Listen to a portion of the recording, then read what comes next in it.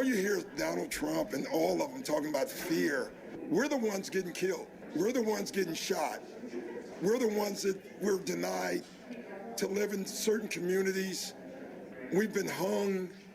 We've been shot. And all you do is keep hearing about fear. It's amazing to me why we keep loving this country and this country does not love us back. The training has to change in the police force. The unions have to be taken down in the police force. My dad was a cop. I believe in good cops. We're not trying to defund the police and take all their money away. We're trying to get them to protect us, just like they protect everybody else. And how dare the Republicans talk about fear? We're the ones that need to be scared. We're the ones having to talk to every black child. What white father has to give his son a talk about being careful if you get pulled over?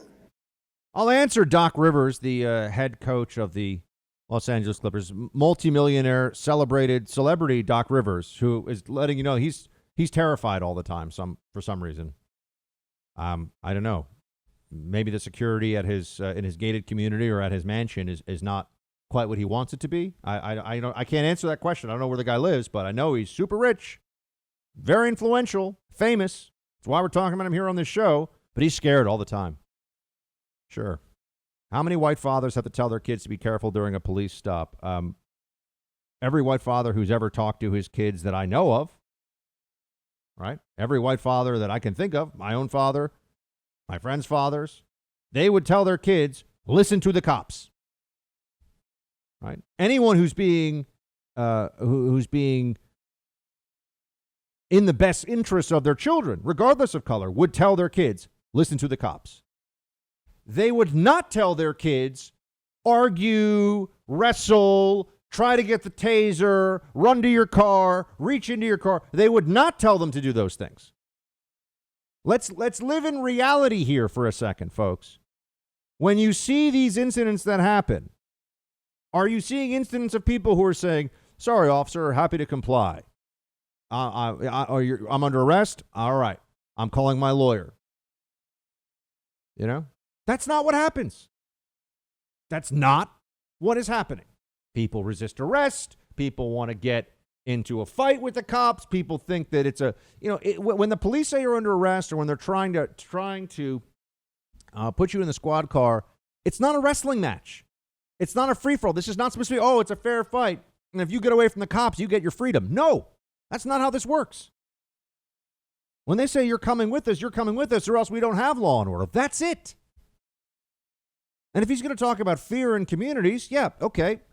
This year you've had 8 unarmed black people in America, according to the Washington Post, 8 shot by police.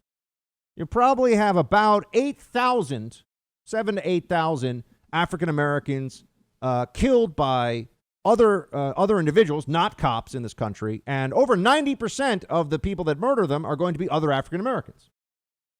These are the numbers. These are the facts. So the fear, though, is of the 8 people killed by cops. That's what Doc Rivers, and this is what the whole BLM movement says. That's what you should be scared of. Okay. You can also not leave your house because of lightning strikes. And you can read terrible stories about people that out of nowhere, they didn't even know that there was a storm and lightning will hit them. And you could never leave your house because of that. But that would be irrational. That would be unreasonable. To pretend that people across the country are afraid of cops murdering them, especially people who are not criminals and who are not involved in resisting arrest. I mean, think how many of you listening to this would ever raise your hand against a police officer? Would even cross your mind? I think the answer is 0%. And in these videos, we see people that will not comply. They will not comply. Well, what's the answer to this then? Well, what additional training are we supposed to see? Is the training supposed to be, in the case of Jacob Blake, that if somebody will not comply and resist arrest and reaches into their car and you're yelling stop and you already have your guns drawn on them, that should be elevating the individual's concern for the cops are serious here. They've got their guns drawn on me. You're going to go and just try to go into your car when you have a felony warrant out for you? What's the training supposed to be? See if he pulls out a gun or see if he pulls out, a Three Musketeers bar? What are we supposed to tell the cops to do here? I'm sorry. I know we spent a lot of time on this today. It's just people are upset, and they're upset because they don't think this stuff through. They don't know. They don't know what they're talking about. It's if it's not the incident in question, then it's a history of racism. Well, if it's a history of racism that justifies people running through the streets, attacking strangers, and burning down buildings, do we ever reach equilibrium? Do we ever reach a point where, okay, there's been enough rage shown, so now we can move past this? I'm just going to say it. There are a lot of groups that have been historically oppressed. There are a lot of groups that can claim the mantle of the most oppressed throughout history or the most oppressed throughout a certain time in history. There's no end to that. Once you start going down that pathway, I'm allowed to do whatever I want to a certain group of people because of what was done to my ancestors. It's really, it's discouraging. It's discouraging that this is where the country is at this point in time, and that there are people who are so reckless and so irresponsible in how they talk about this. Speaking of reckless and irresponsible, Nancy Pelosi. Pelosi's out there doing her thing. Nancy Pelosi. Here she is telling everybody that the post office conspiracy that we all know is crap. She's out there to let everybody know that, oh no, she says it's real. It's destroying our institutions. It's harming our democracy. Play 13. It's not only a matter of time and holding up the mail, it's a matter of workplace safety as well, in terms of what kind of people can work in the post office if that kind of machinery is not available. So it excludes some from that. So in every possible way, they are sabotaging the mail. They're harming our democracy. They're injuring the health of the American people, starting with our veterans, and they will be held accountable. But in terms of the election, we don't agonize, we organize, and we will make sure that people have a plan to vote. They vote early enough so that they're not counting on any of the president's henchmen to deliver their mail on time. I mean, she is just such a reckless and disgusting fraud, isn't she? And Pelosi is really the worst. But she encapsulates this. She's really the height of boomer liberalism. Be worth tens of millions of dollars, have no actual knowledge of anything other than how to be cunning and conniving in your pursuit of personal power and glory. Act like you care about the downtrodden and the poor, but never do anything for them. And just lie and play the game as dirty as you can to get whatever you want and feel like you're a hero for it. That's what you get from Nancy Pelosi. Sabotaging the mail. This is just not true, but we all know they're committed to this. Democrats are worried. They should be. You know who was doing better in the polls in 2016 than Joe Biden is now? Hillary Clinton. Hillary Clinton, based on the most recent polling as of this period in August, was in stronger shape than Joe Biden is. What are the chances between now and Election Day that things look a whole lot better for Biden? Not really that strong. I mean, anything could happen. Who knows? The economy could completely collapse. I don't know. China could invade. I can't predict the future. Nobody can. But we're going to see pretty soon here that the Democrats, with their public school union buddies that have kept schools closed, it's a total farce. Schools should be open. That's what we're going to see. Schools that are open are going to be fine. Fine. And everyone's going to realize, hold on a second, you mean they're just keeping us locked down because they're idiots / cowards / politicizing this? Yes, that is what we're going to see. You mean that we could have all had our lives back sooner and the economy up and running and fewer businesses destroyed and people can start to... Yes. That recognition is going to grow between now and Election Day. Who does that benefit? Who does that hurt? Cui bono, as the phrase goes. Biden no bono. Not going to work for him. Not going to help him out at all. So there's a quiet and raising panic among Democrats as a result of this. They are starting to see that this is going to be much harder than they thought, that Joe Biden is a heavy lift for all the Democrats' machinery, all their propaganda apparatuses. It's going to be very challenging for them. And I think we're starting to finally get a real look into how the Democrats have misplayed their hand here on this law and order issue. But so what is Pelosi going to do? She's going to continue with the lies about the Postal Service, including Postmaster DeJoy. Play 14. Is he qualified for this job? Well, if the qualification is that you are a mega donor to Donald Trump and chaired his inaugural committee, that's the criterion, then yeah, it qualifies. But in the basis of knowledge of the system, he's known how to profit off of it. He's known how to compete with the post office. He just doesn't share the value of it being an all-American service to the American people, written into the Constitution. There you go, Nancy Pelosi. The dumbest disgrace to have ever held the Speaker of the House role in my lifetime, Pelosi.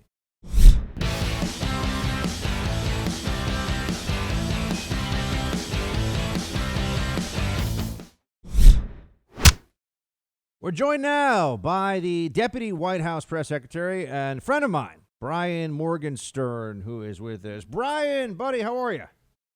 Buck, it's great to be with you. I am doing great. I am so proud of you, so happy to be with you, and honored to be a guest on your show. Oh, that's very kind of you, sir. Man, Brian and I go way back now. We're going on like 10 years knowing each other in the media business. You realize that? It's crazy. Oh, my God. Time flies when you're having fun, right? And now you are literally in the role of what a character from the West Wing was in. That's where we are in life, so it's exciting. That's right. That's right. The real life Sam Seaborn. You're that's right, sort of Sam Seaborn. So tell me this, man. The president is sending National Guard into Kenosha. Are we going to have a restoration of law and order? How's this going to play out? Absolutely. Working closely, the Chief of Staff, Mark Meadows, has been working closely with the state and local officials there. The president's going to make sure that they have the support they need to restore peace in the streets. It's just unfortunate that it's taken so long. I mean, just last evening there was a conversation where the White House was offering hundreds of personnel to support, and the governor was saying, no. But I think that was a little bit of a denial of reality, and people are waking up here and seeing what needs to be done, because innocent citizens are being hurt, businesses are being harmed, we're seeing fires break out, people unfortunately have been killed.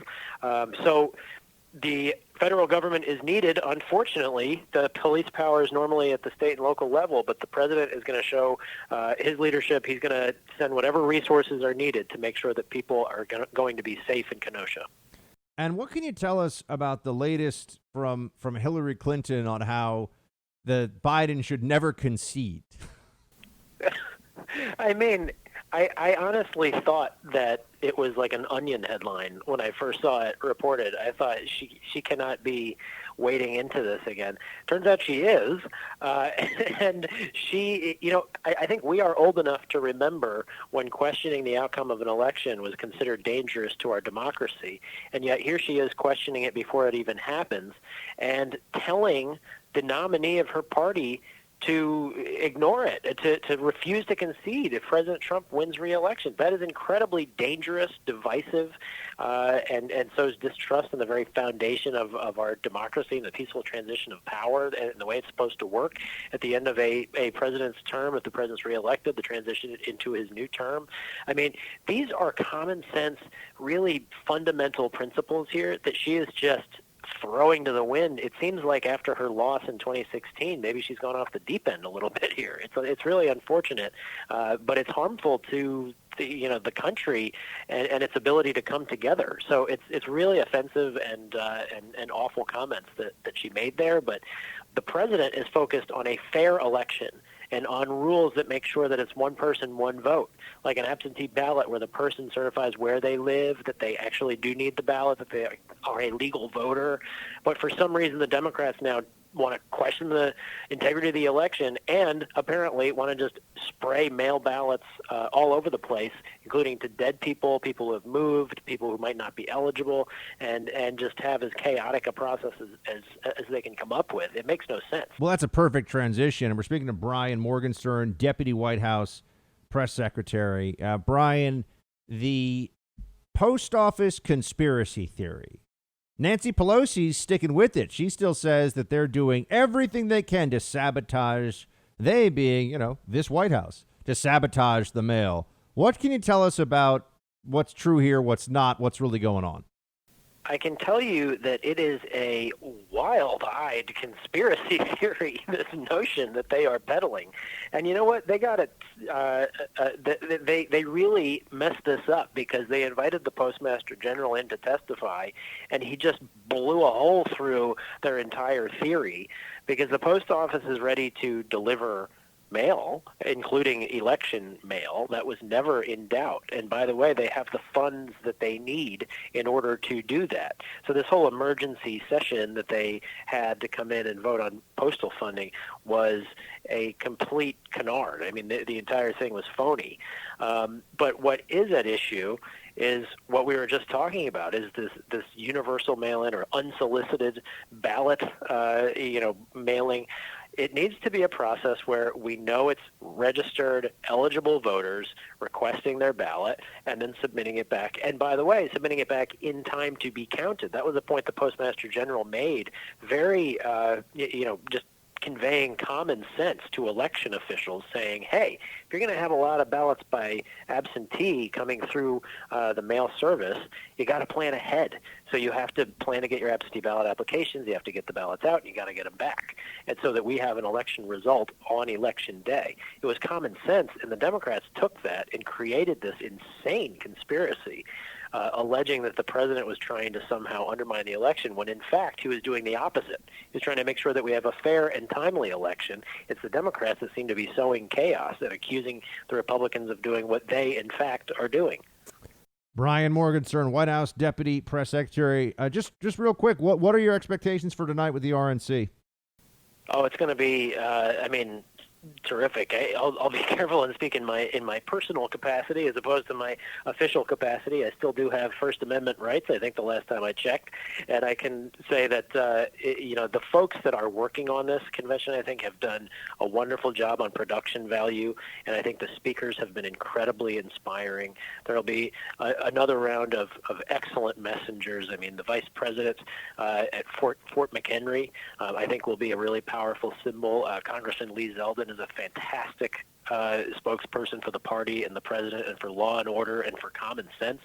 Our great friend Kellyanne, of course, departing the White House, but we'll have an opportunity to address the American people before she does, and that's really terrific. I could go on and on and on. It's just an all-star lineup of people who are going to, spread the good word about the president's accomplishments and how he has led this country so ably over the last 3.5 years and how he deserves another chance. The other side seems to be just sowing a whole lot of chaos and doom and gloom about our country. The president is a cheerleader for our country, and that's the kind of uplifting messages I think we'll hear from this all-star lineup.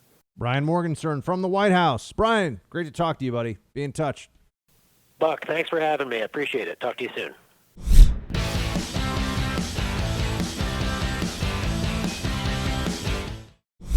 It's time for roll call. Roll call time, everybody. Let us get right to it. Facebook.com/Buck Sexton or Team Buck at iHeartMedia.com if you want to send us thoughts, suggestions, haikus, sonnets, pithy quips. I don't know if I'm leaving something out. Let me know. But all of those very, very good things. And with that, I've got to say, Producer Mark, do you have a PS4? Yes, we go over this once a week. I do. Yeah, I just want to make sure I'm not the only one here because my brother left his PS4 at my house, and I do find that it is a very enjoyable way to kill some time. Yeah. That it's, but I feel like I need to lock it. You know, it's like some people with cookies, they need to put a lock on the cookie jar. I think I need to put a lock on the PS4 because, you know, I'm like, I could do a lot of research to get started for tomorrow's show, or I could wake up in the morning and do it. And it's like, I mean, do I want to play God of War or not? I don't know. Maybe I do. I mean, it's a fun release, especially, I mean, your politics 24/7. You need a couple hours just to decompress. Amen to that. All right, I'm going to take Producer Mark's advice. So now if you guys have any PS4 suggestions for me, games that I should check out or play, let me know. Just don't tell the Snow Princess because I pretend that only my brothers make me play it sometimes, but it is kind of fun to play on my own too. I hope she stopped listening to the show. Yeah. Jim, Shields High. AOC will turn 31 on October 13th, 2020. Thus, October 13th, 2024, AOC will be constitutionally old enough to be president of the United States. Ponder that thought. Shields higher. Yeah. That's the thing. That's the thing.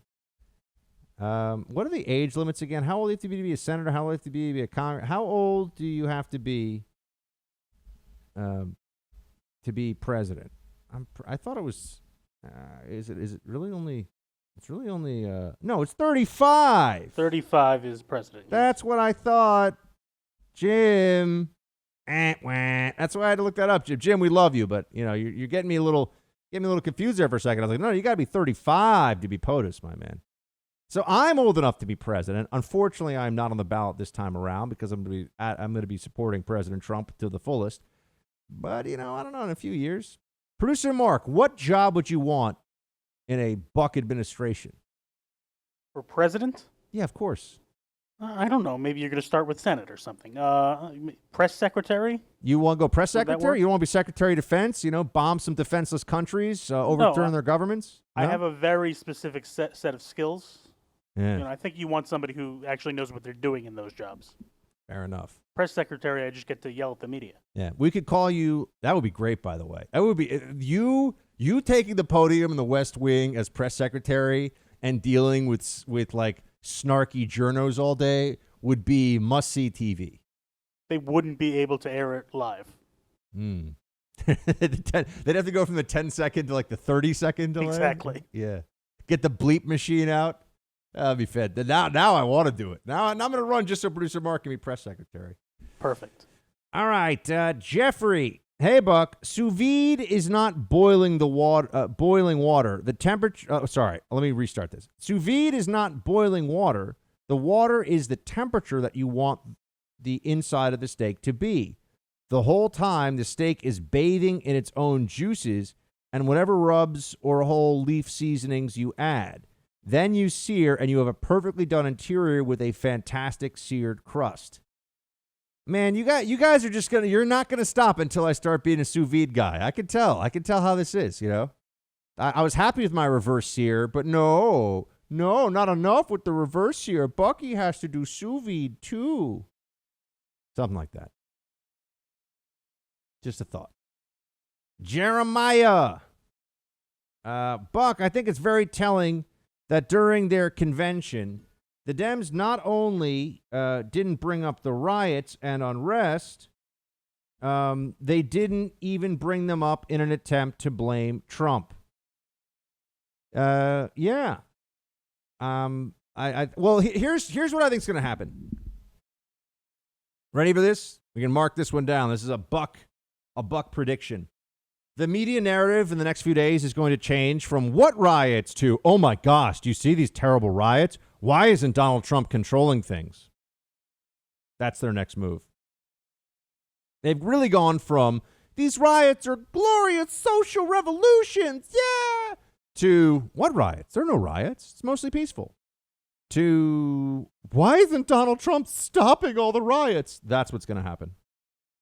Watch. You'll see. They're going to try that at least. They're going to try that for a while. Philip, many fear that China will move on Taiwan if the U.S. has a disputed election or if Democrats win. Multiple war games by China are playing out in the region as China continues to expand their navy and test the resolve of global interests in the area. What do you think? Should the U.S. push for closer ties to India so that China would have to account for a Western front in addition to South Korea, Japan, the U.S. Navy, and Taiwan, maybe Hong Kong unrest too? I do think that U.S. ties to India are very important and that India will be an essential ally. It's a multi-confessional democracy. There's a lot of stuff where we align with India, and anyway, I think India is a very important ally for the U.S. I don't think I'm alone in thinking that way. And the warmer and deeper the relations between the U.S. and Indian people, the better, and governments, obviously. As for China moving on Taiwan, I don't know, man. I don't know. It sounds like something. It sounds like we've been playing a little too much Call of Duty. No, I'm just kidding. I'm just thinking about Call of Duty right now. Philip, I don't think that'll happen. But if we were to go into a really protracted dispute, that would have all kinds of negative ramifications. I mean, I'm sure Putin will do some stuff, and Xi will do some stuff. Xi Jinping. There's definitely that possibility, but I wouldn't assume that that's going to happen based on a disputed election scenario. Jill, hi. I want to donate to a reliable group who actively works to have Trump reelected. The RNC contacted me today for a donation, but I have been severely disappointed in their lack of noticeable care, concern, and effort in support of our president. Can you tell me what group is most deserving of financial support? I don't have a lot to contribute, but I want it to count. Thanks, from a woman who supports the Constitution. Well, Jill, first of all, I really appreciate that you're trying to take action and put your money where your heart is. I don't know. I don't have a good answer for you. Most deserving. I mean, I would say donate to the Trump campaign, right? I think you can do that. So that would be my first stand. If you want to help Trump get reelected, donate to the Trump campaign. I'm sure if you go to the Trump website, you can make your donation there. I can't think of another group that comes to mind that would be, the one. But then again, I'm not that tied into that kind of beltway stuff. That's not really something I spend much time thinking about. Scott writes in, Buck, I don't know if this is the right place to write, but if you're so quick to dismiss Southern barbecue, you have sorely missed the boat. Just down the road from Kinston, you passed up Sam Jones Barbecue in Ayden. If you want a real education in Southern barbecue, you need to come further south to South Carolina. Your taste buds have been polluted by what you think is barbecue in New York City. Whoa, shots fired from Scott here. The range is hot. All right, Scott. I'm just keeping it real. What I had in North Carolina as barbecue was bad, okay? I have nothing but love for Texas and Tennessee barbecue, and I'm trying to think where else I've had really, really good barbecue. But I've got nothing but love for it. What I had in North Carolina wasn't good. And the thing is, I was told it was good North Carolina barbecue, so that's why I was like, come on. As for South Carolina barbecue, it's probably great. I gotta check it out. I gotta try. Sam Jones Barbecue in Ayden. Sounds cool to me. I'll have to give it a shot. Kyle, I first heard you substitute for Rush years ago. Glad I found you again on KSTE Radio. God bless you. KSTE Sacramento in the house. Thank you so much for listening, Kyle. Appreciate that. Obviously, having the opportunity to be at the Golden Mike ever is, I would say it's a once in a lifetime. I got to do it a few times, but there's nothing quite like it. I mean, there's nothing that really feels like it's that same level of, well, because I think there's nothing that is that same level of extraordinary reach and influence on a radio microphone. Scott, Carolina barbecue is a completely different style. It's like eating a lemon when you're expecting an orange. Whoa, Scott's talking some stuff about the Carolina barbecue now. Look, I will do a little bit of research into this. I'm sure there's excellent Carolina barbecue out there. I just did not have it. So I'm sure it's a thing, but it's not a thing that I experienced personally.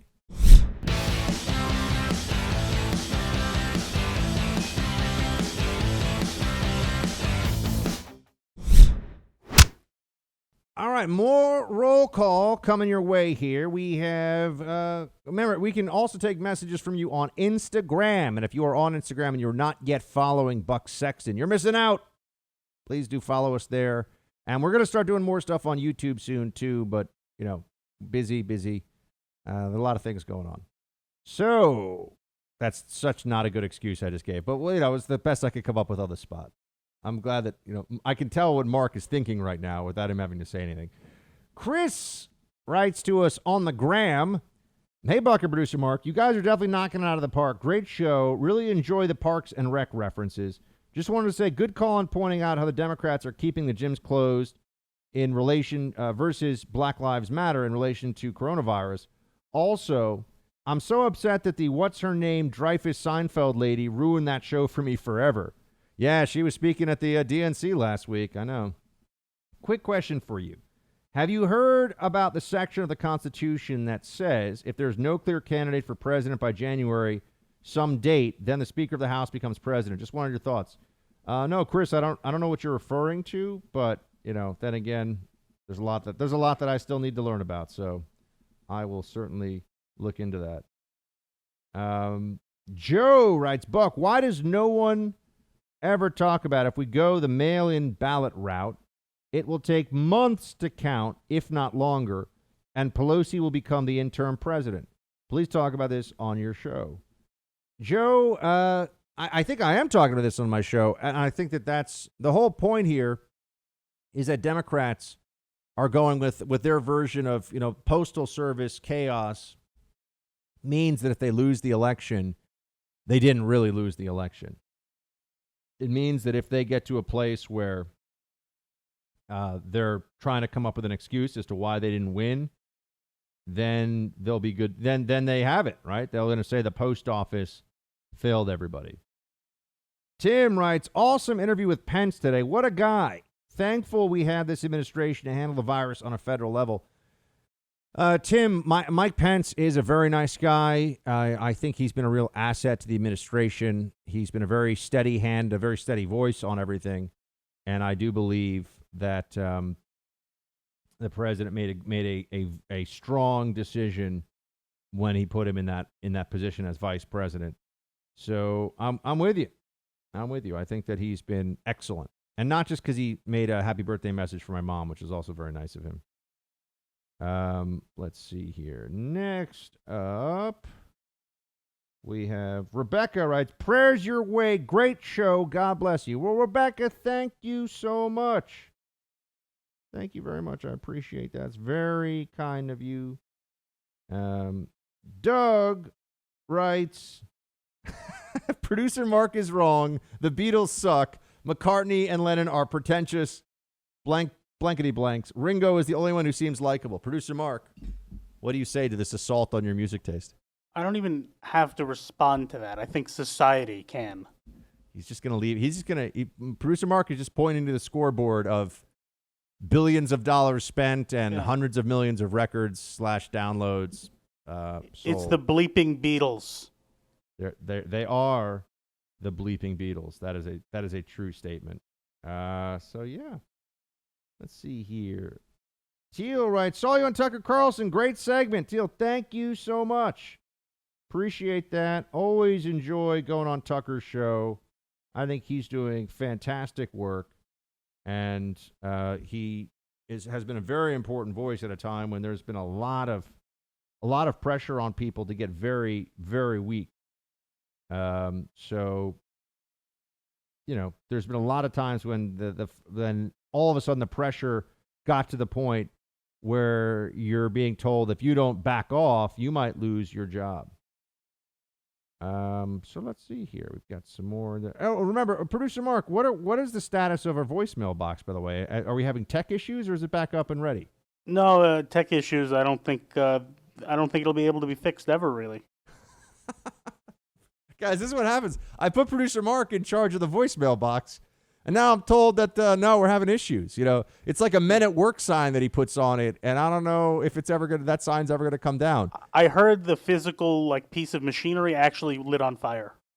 See, this is crazy stuff. It's like having the mob in charge of your garbage carting or something. You know, they're going to do what they're going to do, and it's going to happen when they say it's going to happen, and that's kind of it. That's what the Producer Mark voicemail box has become. So I don't know if that's going to be up and running. But Team Buck at iHeartMedia.com. Oh, and for those of you who don't know this, I've been expanded on, I'm going to have 3 hours on WOR. So if you're in the New York area, please do listen in from 6 to 9 p.m. in the New York area there, which is exciting. And team, that's going to be it for today. Thank you so much for joining, hanging out. Always a pleasure, an honor, a privilege. Tomorrow we are back into the breach together. Pass the buck. Tell someone that you know to download this podcast. That's my early Christmas present and birthday present from you this year. Shields high.